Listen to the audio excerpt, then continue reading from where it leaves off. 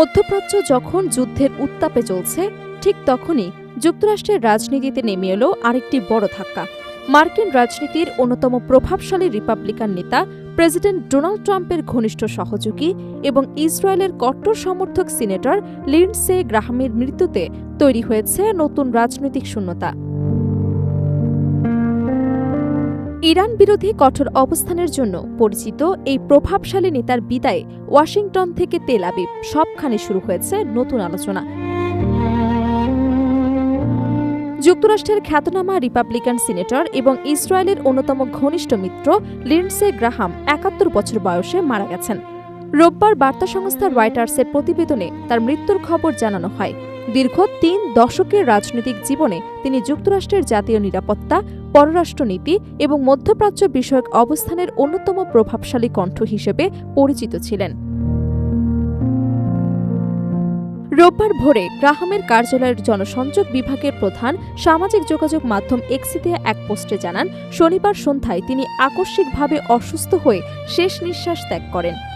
পরিবারের পক্ষ থেকে তার জন্য সবার দোয়া এবং প্রার্থনা কামনা করা হয়েছে। একই সঙ্গে এই কঠিন সময়ে পরিবারের ব্যক্তিগত গোপনীয়তা রক্ষার অনুরোধও জানানো হয়েছে। লিন্ডসে গ্রাহামের রাজনৈতিক পথচলা শুরু হয় প্রতিনিধি পরিষদে।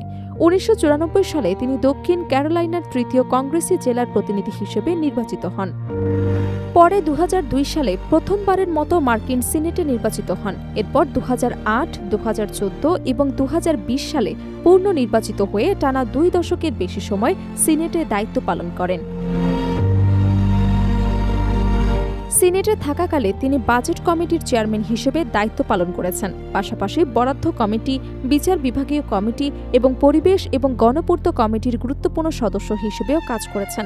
জাতীয় নিরাপত্তা এবং প্রতিরক্ষা ইস্যুতে তার অবস্থান রিপাবলিকান পার্টির নীতি নির্ধারণে দীর্ঘদিন গুরুত্বপূর্ণ ভূমিকা রেখেছে।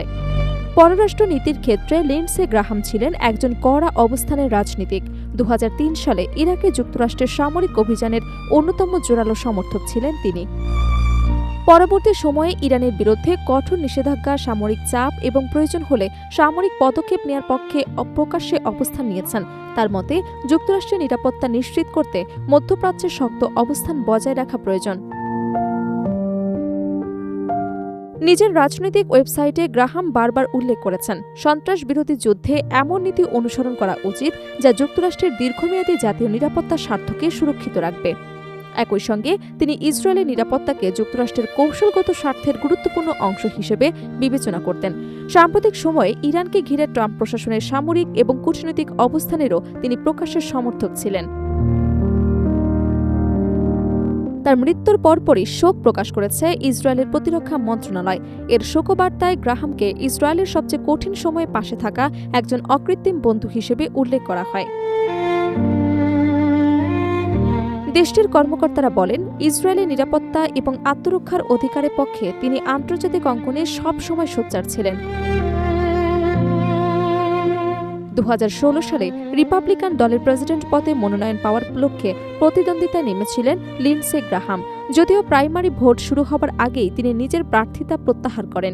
সে সময় ডোনাল্ড ট্রাম্পের কড়া সমালোচক হিসেবে পরিচিত থাকলেও পরবর্তীতে রাজনৈতিক সমীকরণ বদলে যায়। কয়েক বছরের মধ্যেই তিনি ট্রাম্পের সবচেয়ে ঘনিষ্ঠ রাজনৈতিক মিত্র এবং সিনেটে তার অন্যতম নির্ভরযোগ্য সহযোগীতে পরিণত হন। বিশ্লেষকদের মতে, লিন্ডসে গ্রাহামের মৃত্যু শুধু একজন প্রবীণ সিনেটরের বিদায় নয়, এটি যুক্তরাষ্ট্রের রক্ষণশীল রাজনীতি এবং মধ্যপ্রাচ্য বিষয়ক নীতিতেও একটি গুরুত্বপূর্ণ অধ্যায়ের সমাপ্তি।